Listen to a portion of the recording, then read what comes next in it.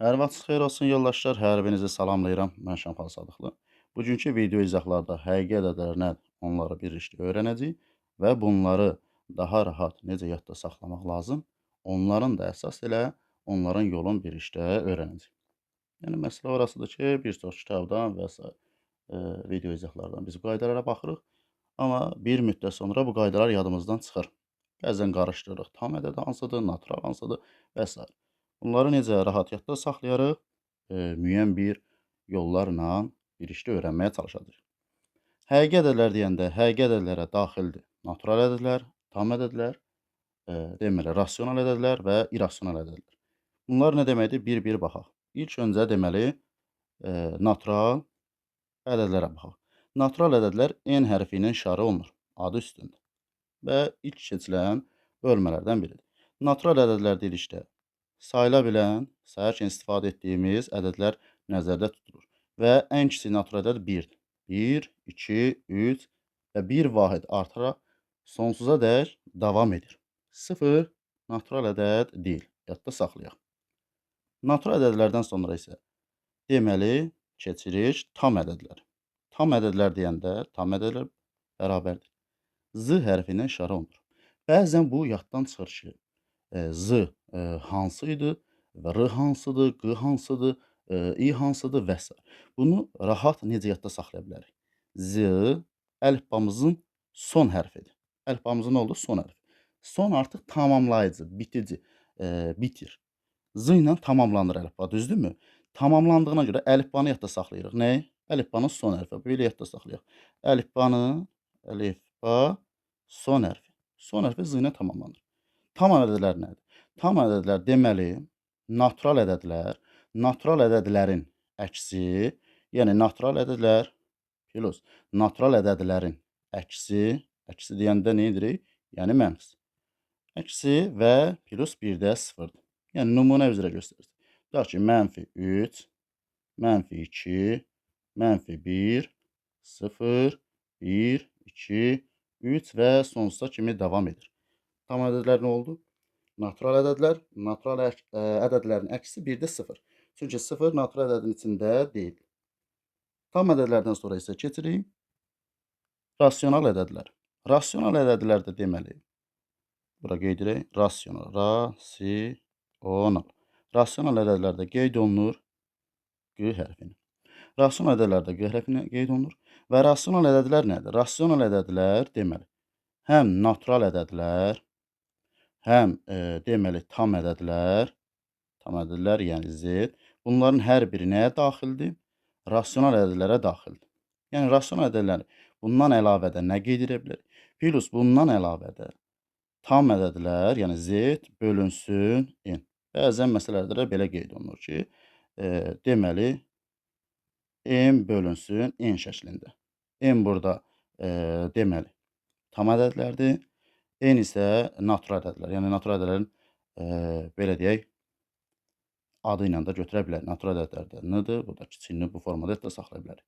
Və bunlar da ixtisar olunmayan, yəni ixtisar olunmayan şəkildə göstərilən ədədlərə rasional ədədlər deyilir. Sonra isə bunlardan əlavə gəlir deməli nələr? İrrasional ədədlər. İrrasional ədədlər. İrrasional ədədlər. İrrasional ədədlər isə deməli ingilis şrifti ilə belə qeyd edilir, böyük İ hərfi. Yəni ingilis şriftinin olduğuna görə üstündə İ hərfi qoyulmur. Bu formada qeyd olunur və yaxud da belə də yadda saxlaya bilərsiniz. Tutaq ki, İ hərfi heç bir fərqi yoxdur. Amma dediyim kimi əsasən bu formada qeyd olunur. İngilis şriftinin belə deyək, böyük İ hərfi. İrrasional ədədlər nədir? İrrasional ədəd isə dövrü olmayan sonsuz onluq kəsrlər. Yəni dövrü olmayan nə deməkdir? İndi bunları bir-bir göstərək. Məsələn, bunlara aiddir deməli pi və yaxud da kök altda tutaq ki 5, kök altda 17 və s. İndi bunların hər birinə aid bir-bir nümunələr göstərək.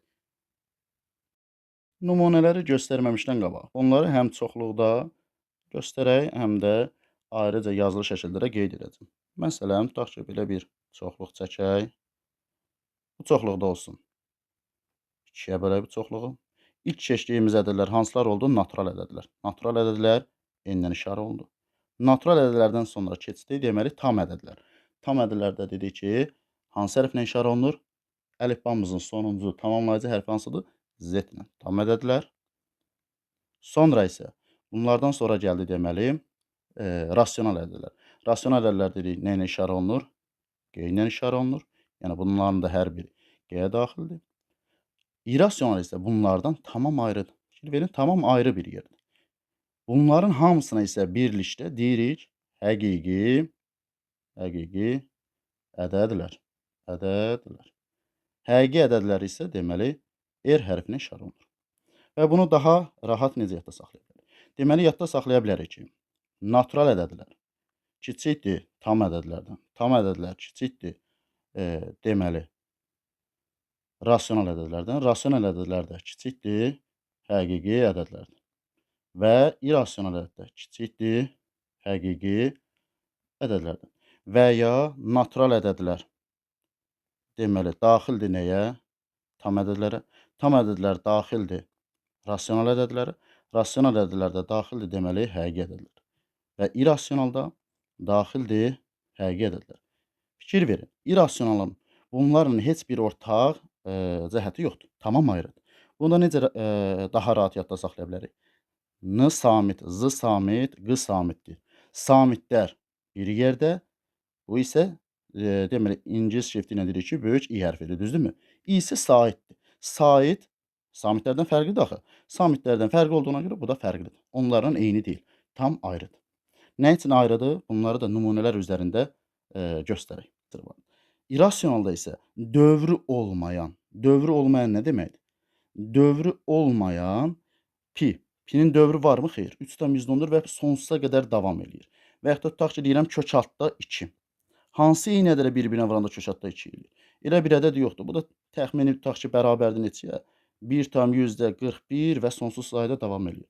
Olsun kök altda 5. Kökü varmı bunun? Xeyr. Təxmini düşür tutaq ki, 2,4 və s. belə sonsuz sayda davam edir. Olsun kök altda olsun, məsələn deyirəm 3. Deməli bundan 1,10 tutaq ki 4, məsələn deyirəm, sonsuz sayda davam edir. İrrasional nədir? Dövrü olmayan. İndi baxın nümunə göstərək, bir işlə təkrarlayaq. Tutaq ki yazıram məsələn. Yazıram ki kök altda 16. Deməli rasionaldırmı, irrasionaldırmı? Kök altda 16-dan neçə çıxır? 4. Deməli nə oldu? Oldu ədədimiz rasional. Bəs yazsam kök altda 15. Hər hansı bir ədədi bir-birinə vurduqda 15 alarmı? Xeyr. Deməli nə olur? İrrasional olur. Amma ikisi birlikdə nədir? İkisi birlikdə R, yəni həqiqi ədəddir. Və yaxud da tutaq ki yazıram pi. Pi bərabərdir neçəyə? 3,14 və belə sonsuz sayda davam edir. Sonsuz sayda davam edirsə, bu nə olur deməli? Olur irrasional. Yəni dövrü olmayan. Amma baxın, belə bir sual yazıram indi. Diqqətlə baxın.